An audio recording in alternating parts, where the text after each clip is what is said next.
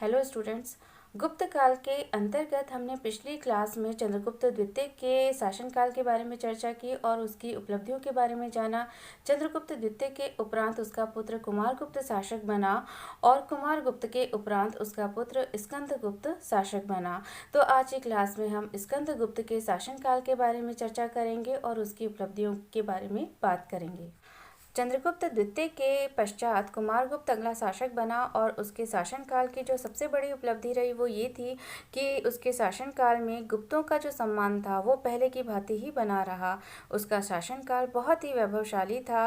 कुमारगुप्त प्रथम की मृत्यु के बाद गुप्त शासन की जो बागडोर थी वो उसके सुयोग्य पुत्र स्कंदगुप्त के हाथों में आ गई। जूनागढ़ अभिलेख में उसके शासन की प्रथम तिथि गुप्त संवत 136 यानी 455 ईस्वी उत्कीर्ण मिलती है। गढ़वा अभिलेख और चांदी के सिक्कों में उसकी अंतिम तिथि गुप्त संवत 148 यानी 467 ईस्वी दी हुई है। अतः हम ऐसा निष्कर्ष निकाल सकते हैं कि स्कंदगुप्त ने 455 ईस्वी से 467 ईस्वी यानी कि कुल 12 वर्षों तक शासन किया। स्कंदगुप्त की जानकारी के स्रोतों की अगर हम बात करें तो स्कंदगुप्त के व्यक्तित्व और उसकी उपलब्धियों पर प्रकाश डालने वाले प्रमुख जो स्रोत हैं वो उसके अभिलेख हैं और इन अभिलेखों में जूनागढ़ शिलालेख, कहोम स्तंभ लेख, इंदौर का ताम्र लेख, भीतरी स्तंभ लेख, सूपिया लेख, गढ़वा का शिलालेख उल्लेखनीय कहे जा सकते हैं। इसके अलावा बहुत सारे साहित्यिक ग्रंथों और स्कंदगुप्त की मुद्राओं से भी हमें उसके बारे में महत्वपूर्ण जानकारी प्राप्त होती है।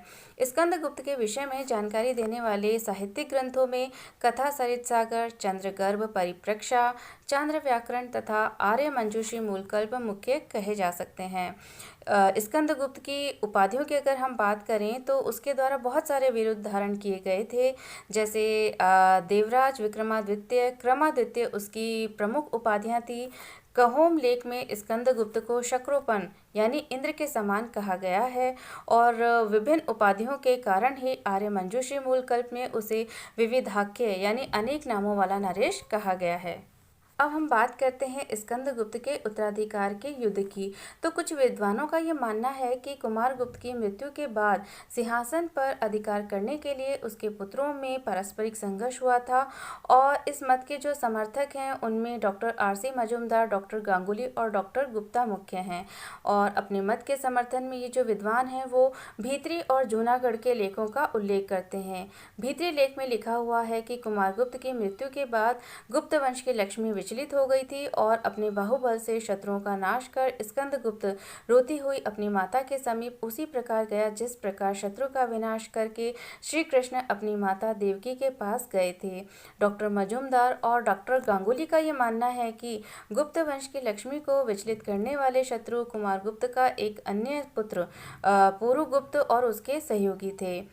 प्रारंभ में जो पुरुगुप्त था उसको सफलता मिली और सिंहासन पर अधिकार करके उसने स्कंदगुप्त की माता को बंदी बना लिया, लेकिन कुछ समय के बाद समुद्रगुप्त ने पुरुगुप्त को परास्त किया और अपनी माता को मुक्त कराया। Doctor PL. गुप्ता ने स्कंदगुप्त के शत्रु का नाम पुरुगुप्त के स्थान पर घटोत्कच गुप्त बताया है, जो कुमारगुप्त का एक अन्य पुत्र था। लेकिन अधिकतर जो विद्वान हैं उनका यही मानना है कि कुमारगुप्त की मृत्यु के बाद कोई उत्तराधिकार का युद्ध नहीं हुआ था और इन विद्वानों का ये मानना है कि जूनागढ़ अभिलेख में लक्ष्मी द्वारा वर्ण किए जाने का तात्पर्य यह नहीं है कि स्कंदगुप्त ने उत्तराधिकार का युद्ध लड़ा था, बल्कि इसका तात्पर्य यह है कि वृद्ध कुमारगुप्त प्रथम ने अपने सब पुत्रों में सबसे वीर, योग्य, चरित्रवान और शुद्ध चित्त वाला पाकर उसे अपना उत्तराधिकारी नियुक्त किया था। इसके अतिरिक्त भीतरी लेख का ये कथन कि राजलक्ष्मी विचलित हो उठी गृह युद्ध के परिप्रेक्ष्य में नहीं बल्कि विदेशी आक्रांता के संदर्भ में है। ये तथ्य भी महत्वपूर्ण कहा जा सकता है कि कुमारगुप्त की जो अंतिम तिथि है वो 455 ईस्वी है और स्कंदगुप्त की जो प्रथम ज्ञात तिथि है वो भी 455 ईस्वी ही है। इसलिए दोनों में समय का अंतर नहीं होने के कारण उत्तराधिकार के लिए युद्ध होने का कोई प्रश्न ही नहीं उठता। स्कंदगुप्त के विजयों के अंतर्गत हम सबसे पहले बात करते हैं पुष्यमित्रों पर विजय की। तो कुमारगुप्त के शासनकाल के अंतिम चरण में गुप्त साम्राज्य पर पुष्यमित्रों द्वारा आक्रमण किया गया था। पुष्यमित्रों के विरुद्ध हुई इस युद्ध में गुप्त सेना का जो नेतृत्व था वो स्कंदगुप्त द्वारा किया गया था। पुष्यमित्र बहुत ही शक्तिशाली थे और भीतरी लेख से हमें ये ज्ञात होता है कि प्रारंभ में उनके प्रबल और भयंकर आक्रमण के आघात से जो गुप्त शक्ति थी वो क्षीण होने लगी थी और गुप्त राजलक्ष्मी विचलित हो गई थी। इसीलिए स्कंदगुप्त को अपने वंश की राजलक्ष्मी को स्थिर रखने, क्षतिग्रस्त साम्राज्य को पुनः संगठित करने और पुष्यमित्रों की शक्ति कुचलने के लिए दिन रात का विचार त्याग कर उनसे संघर्ष करना पड़ा। और उस कठिन परीक्षा के समय में एक रात्रि तो उसे नंगी पृथ्वी पर ही व्यतीत करनी पड़ी। अंत में अपने प्रबल पराक्रम द्वारा युवराज स्कंदगुप्त ने पुष्यमित्रों को परास्त कर उन पर पूर्ण विजय हासिल की और राजलक्ष्मी को पुनः प्रतिष्ठित करने में वह पूरी तरह से सफल रहा। गुप्त साम्राज्य पर हूणों का आक्रमण स्कंदगुप्त के शासनकाल की सर्वाधिक महत्वपूर्ण घटना कही जा सकती थी। हूण जो थे वो बर्बर योद्धा थे और वे मध्य एशिया के खानाबदोश लोग थे। अपनी बर्बरता और युद्ध कौशल के कारण उन्हें खुदा का कहर तक कहा जाता था। भारत पर आक्रमण करने से पहले उन्होंने डैन्यूब से सिंधु नदी तक के क्षेत्र को आतंकित किया था। स्कंदगुप्त के सिंहासनारूढ़ होते ही उसे हूणों के आक्रमण का सामना करना पड़ा। स्कंदगुप्त ने अत्याचारी हूणों को परास्त कर न केवल अपने गुप्त साम्राज्य की रक्षा की बल्कि उसने आर्य सभ्यता और संस्कृति को भी नष्ट होने से बचाया। और स्कंदगुप्त व हूणों के मध्य हुए संघर्ष के विषय में जो हमें जानकारी मिलती है वो जूनागढ़ अभिलेख, भीतरी अभिलेख, चंद्रगर्भ परिप्रेक्षा, चांद्र व्याकरण तथा करित सागर जैसे ग्रंथों से मिलती है। भीतरी लेख से हमें ये ज्ञात होता है कि स्कंदगुप्त हूणों के दर्प को चूर्ण करने में पूरी तरह से सफल रहा और इस अभिलेख के अनुसार जिस समय हूणों और स्कंदगुप्त के मध्य युद्ध हुआ उस समय स्कंदगुप्त की भुजाओं के प्रताप से संपूर्ण पृथ्वी कांपने लगी और एक भयंकर बवंडर उठ खड़ा हुआ। जूनागढ़ अभिलेख में स्कंदगुप्त की प्रशंसा करते हुए लिखा गया है कि स्कंदगुप्त ने हूणों के गर्व को इसी प्रकार चूर कर दिया था कि वह अपने देश में भी उसका यशोगान करने लगे थे। जूनागढ़ अभिलेख में हूणों को म्लेच्छ कहा गया है। स्कंदगुप्त व हूणों के मध्य किस स्थान पर युद्ध हुआ था ये कहना कठिन है और ये विवादास्पद है। भीतरी लेख में कहा गया है कि गुप्त धनुर्धरों के टंकारों की गर्जना ने शत्रुओं के कानों में गंगा की ध्वनि जैसी गूंज भर दी थी। तो इससे एक अनुमान लगाया जा सकता है कि हूणों के साथ जो युद्ध था वो गंगा की उत्तरी घाटी में किसी स्थान पर हुआ होगा। स्कंदगुप्त ने हूणों को परास्त करने के उपरांत विक्रमादित्य व क्रमादित्य की उपाधि धारण की और इस विजय के उपलक्ष्य में उसने सिंह का बना धनुष धारण करने वाले भगवान विष्णु की मूर्ति भीतरी में स्थापित की। अब हम बात करते हैं स्कंदगुप्त की अन्य विजयों की। तो जूनागढ़ अभिलेख में ये कहा गया है कि स्कंदगुप्त की गरुड़ ध्वजांकित राजाज्ञा नाग रूपी उन राजाओं का मर्दन करने वाली थी जो मान और दर्प से अपने फन उठाए रहते थे।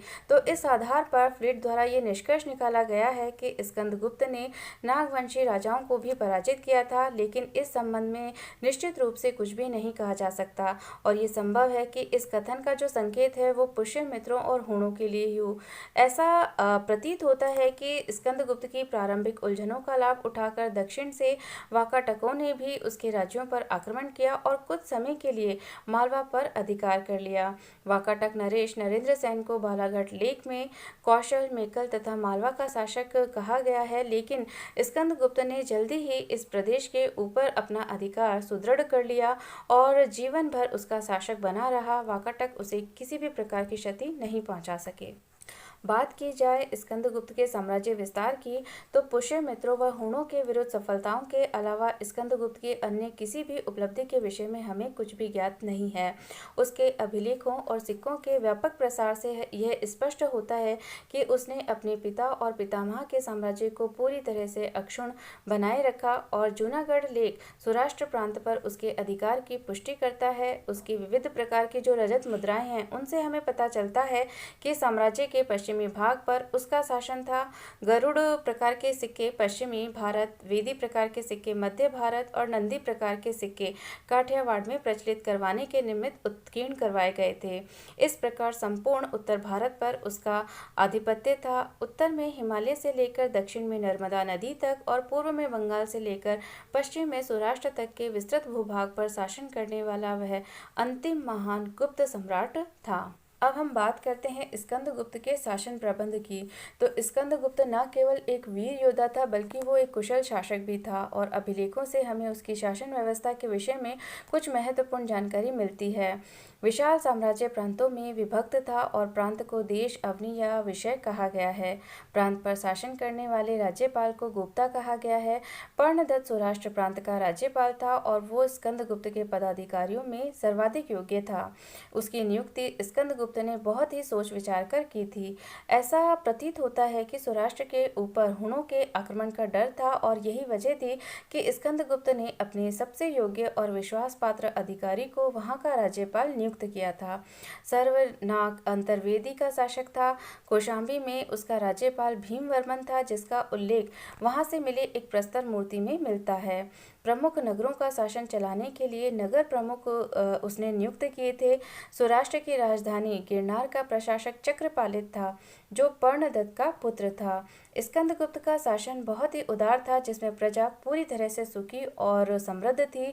किसी को किसी भी तरह का कष्ट नहीं था। इसीलिए जूनागढ़ अभिलेख का ये कथन है कि जिस समय वह शासन कर रहा था उसकी प्रजा में कोई ऐसा व्यक्ति नहीं था जो धर्मच्युत हो अथवा दुखी, दरिद्र, आपत्तिग्रस्त, लोभी या दंडनीय होने के कारण अत्यंत सताया गया हो। अब हम बात करते हैं स्कंदगुप्त के लोकोपकारी कार्यों की। तो स्कंदगुप्त एक अत्यंत लोकोपकारी शासक कहा जा सकता था, जिसे अपनी प्रजा के सुख दुख की लगातार चिंता बनी रहती थी। वो दीन दुखियों के प्रति बहुत ही दयावान था और उसके प्रांतों में उसके जो राज्यपाल थे वो भी लोकोपकारी कार्यों में सदैव संलग्न रहा करते थे। जूनागढ़ अभिलेख में ये उल्लेख मिलता है कि स्कंदगुप्त के शासनकाल में भारी वर्षा के कारण ऐतिहासिक सुदर्शन झील का बांध टूट गया था। इससे प्रजा को महान कष्ट होने लगा और इस कष्ट के निवारणार्थ सौराष्ट्र प्रांत के राज्यपाल पर्णदत्त के पुत्र चक्रपालित ने, जो गिरनार नगर का नगरपति था, 2 माह के अंदर ही अतुल धन का व्यय करके पत्थरों की जड़ाई द्वारा उस झील के बांध का पुनर्निर्माण करवा दिया। लेख के अनुसार ये जो बांध था वो 100 हाथ लंबा और 68 हाथ चौड़ा था। इससे प्रजा ने सुख की सांस ली और स्वभाव से ही अदुष्ट सुदर्शन झील शाश्वत रूप में स्थिर हो गई। सुदर्शन झील का निर्माण प्रथम मौर्य सम्राट चंद्रगुप्त के सौराष्ट्र प्रांत के राज्यपाल पुष्यगुप्त वैश्य ने पश्चिमी भारत में सिंचाई की सुविधा के लिए करवाया था। अशोक के राष्ट्रीय वन जातीय दुशास्प ने उस झील पर बांध का निर्माण करवाया था और ये बांध पहली बार शक महाक्षत्रप रुद्रदामन के समय टूट गया, जिसका पुनर्निर्माण उसने बहुत सारा धन व्यय करके अपने राज्यपाल सुविशाख के निर्देशन में करवाया था। स्कंदगुप्त के धर्म व धार्मिक नीति की अगर हम बात करें तो अपने पूर्वजों की भांति ही स्कंदगुप्त भी एक धर्मनिष्ठ वैष्णव कहा जा सकता था और उसकी उपाधि परम भागवत की थी। उसने भीतरी में भगवान विष्णु की प्रतिमा स्थापित करवाई थी। गिरनार में चक्रपालित ने भी सुदर्शन झील के तट पर विष्णु की मूर्ति को स्थापित किया था। लेकिन स्कंदगुप्त धार्मिक मामलों में पूर्ण रूपेण उदार और सहिष्णु कहा जा सकता था। उसने अपने साम्राज्य में अन्य धर्मों को विकसित होने का पूरा अवसर दिया। उसकी प्रजा का दृष्टिकोण भी उसी के समान उदार था। इंदौर के लेख में सूर्य पूजा का उल्लेख हमें मिलता है और कहूँ लेख से हमें ये पता चलता है कि मद्र नामक एक व्यक्ति ने 5 जैन तीर्थंकरों की पाषाण प्रतिमाओं का निर्माण करवाया था। हालांकि वो एक जैन था, तथापि ब्राह्मणों, श्रमणों और गुरुओं का वो सम्मान किया करता था। तो इस तरह स्कंदगुप्त का जो शासन था वो धार्मिक सहिष्णुता और उदारता का काल कहा जा सकता था। स्कंदगुप्त के मूल्यांकन की अगर हम बात करें तो उसे एक महान विजेता और कुशल प्रशासक कहा जा सकता था, जो कि अपने समय के सर्वथा उपयुक्त सिद्ध हुआ। उसने अपनी वीरता और पराक्रम के बल पर अपने वंश के विचलित राजलक्ष्मी को फिर से प्रतिष्ठित कर दिया। कुमारगुप्त के सभी पुत्रों में वो सबसे योग्य और बुद्धिमान था और इसीलिए जूनागढ़ अभिलेख में हमें ये वर्णन मिलता है कि सभी राजकुमारों को छोड़कर लक्ष्मी ने स्वयं उसका वरण किया। यदि स्कंदगुप्त जैसे पराक्रम का व्यक्ति गुप्त साम्राज्य की गद्दी पर आसीन नहीं होता तो वह हूणों द्वारा पूर्णतः छिन्न भिन्न कर दिया जाता। इसीलिए इस वीर कृत्य के कारण वह देश रक्षक के रूप में जाना गया।